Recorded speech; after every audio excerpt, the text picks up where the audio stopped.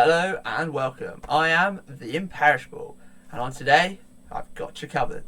We are going to look at positioning lone characters within skirmish units, but not actually in the unit, to still give cover, give support, can't be targeted, and that's the key thing there, but still be able to give 360 support. So if it's a wizard, spells going out 360, but then something also that's quite interesting is 360 infantry characters. And you might think you don't really want your characters to be to infantry, it's quite hard to check them out, but there are a few characters that works well with. There's one definitely in the Tomb Kings that I quite like to play with. I think it's really fun, it's not great, but there are ways to use them. And then also a big one for me is something in Chaos that we will have a look.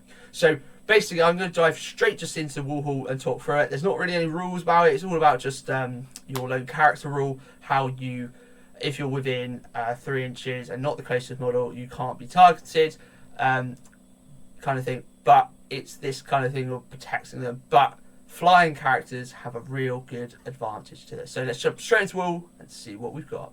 So I've jumped into Wall. I've got 3 setups and kind of 3 characters that I would probably look to do it with.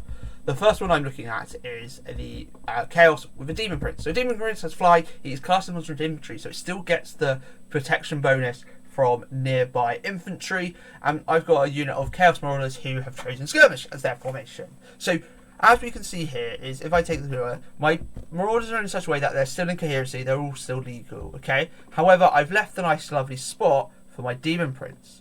Okay, my Demon Prince is a lone character, so it's 360 line of sight. Obviously the Skirmishers block their line of sight, but let's look at a unit of Ushabti here. Let's say they're bow Ushabti, okay? Currently right now, yes, they can see the Demon Prince, but they cannot shoot the Demon Prince because they are not the closest target. They're not the closest eligible target, so you cannot shoot them because of the Chaos Marauders. But what's also interesting is, you can't shoot me, but I can charge you because I can see you. Another thing that's really quite good is, let's say this was a charging thing here, this unit of Ushabti can't charge the Demon Prince. And depending on how well you place them, they've got to charge the first nearest person. So they'll hit the first Marauder, the Marauders will line up, and my Demon Prince is there. Not in the combat if I don't want them to, etc. So this is a way you can protect them and then have freely just be able to let your Demon Prince go where he wants. And if you want it to be more of a defensive Demon Prince with some magic, etc.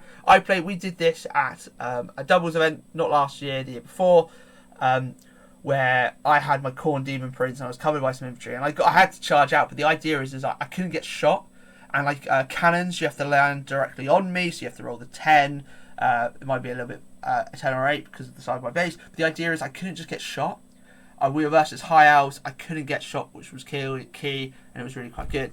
Another one I quite like the look of is like Shigori Gulkin, because you can make them fly quite easily. You can give them like an ogre blade, and they can get 5 attacks each. They've got hatred, so they go in quite hard and fast. So it's actually quite an interesting kind of setup. But what's great about ghouls is that they innately have kind of reserve moves, so you can get them into the position you want.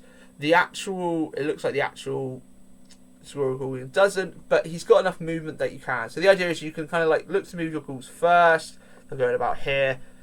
I then think, okay, I'm going to go about here, so my ghouls with their reserve move can still cover them. And once again, I'm closest to the ghouls, so I can't shoot my Ghoul King. So it basically gives him a thing of invulnerability, and it makes it so it's so hard for you to actually go out and deal with. And the Tomb King example, which I quite like the idea of playing with, is with Prince Possoff, because once again he's an infantry, you're covered by skeleton skirmishers, it just makes him that little bit safer. As I said, it's not kind of breaking the game, but it's using that lone character rule to protect your characters as such. As I said, you could run this as if, let's say, these were just normal skeleton skirmishers and this was my really important high priest that just didn't want anyone touching him. I could really make him protected, make it really awkward to try and get rid of him, because if you charge in the flank or charge somewhere, you're going to hit somewhere here rather than just cleaning off my priest. But yeah, as I said, it's just a small little gotcha covered, but it's just things that you can use to that. However, to beat it, you've got to just kind of get rid of them, get them below that 5 models that you've got to give them protection, because models are not unit strength. You do need to clear them off. So this is why I really love playing myself with loads of skeleton skirmishers, because you can keep those infantry characters lie. As you said, it's more for protecting your wizards and such, but there are some combat characters out there that would really benefit there. Like for me is a Demon Prince. Demon Prince with fly. He's got 9-inch move. He's got 15-inch threat range, so you can get him to a place where he really is survivable. But there we go.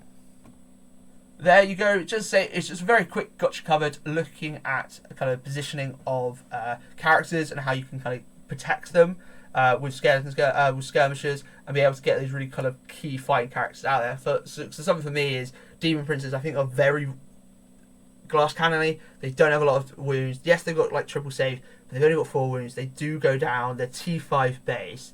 So if you get them some Chaos Marauders as your little bunker, you can get them moving, marching kind of 8 inches up where you want to. You can now give them T4, so it's a T4 little bunker for your Demon Prince, and then go out. You can make it a Wizard Demon Prince, just shooting off loads and loads of spells. There is like, okay, I'm going to just protect my Demon Prince so nothing happens to them, and there are little things like that. But as I say, I hope you enjoyed this episode of Gotcha Cover, and ta-ra.